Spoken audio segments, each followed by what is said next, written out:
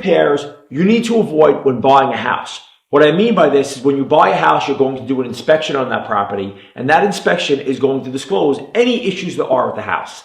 These are three problems I think that you should either pass on the house and or have the seller fix or not agree to buy it. I know that's very difficult in a market where there's not a lot of houses for sale and we're compromising to buy houses, but these three repairs could cost tens of thousands of dollars, and they're probably bigger problems than you want to take on. Through my experience, these have been the three biggest problems that I've had in properties that I had when I bought them and or later on if they were older houses. Number one, HVAC system. If the house is having any problems that have to do with the air conditioning or heating systems, especially if it's central air, it can become very, very expensive. Air conditioning units can be anywhere between $5,000 and $12,000 depending on the size and the quality of the unit. If you have a house that has multiple zone heating and air conditioning systems, some houses have two zone, and what that means is it could be a zone for the top of the house and a zone for the bottom of the house. In some situations, there's three zones, the basement, the first floor, and the second floor. Each one of those units can be anywhere between $5,000 and $12,000. If there's a problem with those units, it gets very, very expensive. On inspection, if the unit is old or not working properly or maybe hasn't been replaced in 10 to 15 years, it's something you should address with the sellers and or possibly pass on the property. This could be a huge issue unless you're aware of it going in. If you know going in that it's a problem and you plan on fixing it, not a huge deal. But it could be a big problem down the road, especially if you're cash strapped after you buy the house. So that's number one. Number two, the roof. When you get an inspection done, the inspector is going to tell you the life expectancy of the roof. So how many years the roof possibly has left till it's going to need to be replaced. On older houses, that's really just a guess. What I would tend to do if the inspector comes back and say, hey, the roof is kind of old, but it's useful still, is to get a roofer out there before you make a decision. Have him give you an official decision on that roof. Roofing problems can be super expensive, anywhere between $8,000 and $25,000 you have to replace a large roof.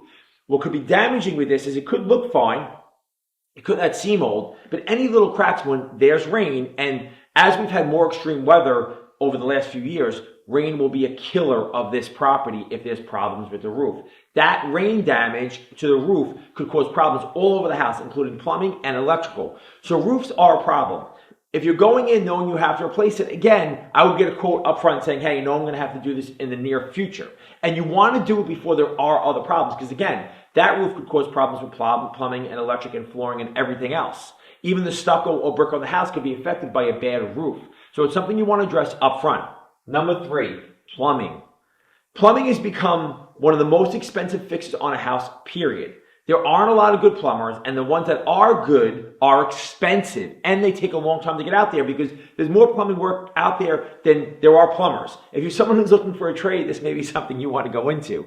What I've learned about plumbing repairs is that they're kind of all based on the plumber you're using. You're going to get one quote from one person and another quote from another person. A lot of times there's going to be a big difference with that, but it's all about time frame and experience when it comes to that. But plumbing issues could be hundreds of thousands of dollars if there's big issues. And the problem with plumbing, once there's an issue, whether it's a toilet, a shower, or leaks that are causing floods in your basement or floors, that plumbing problem needs to be fixed immediately because water damage could be disastrous to your property. And furthermore, if the plumbing problem is from inside the house, in most cases your homeowner's insurance is going to cover it. If that water issue is coming from outside of the house and has to do with a crack pipe or something like that, your homeowner's insurance may not even cover claims. It's something you need to check on too. But plumbing problems can be a huge issue. If you get into a house and there's, for an inspection when you're buying it, if there's small leaks and you're not really sure what's going on, again, licensed plumber to come in and say, hey, is this a little problem or is this a big problem? But plumbing problems now for me, because I've had some really, really big ones.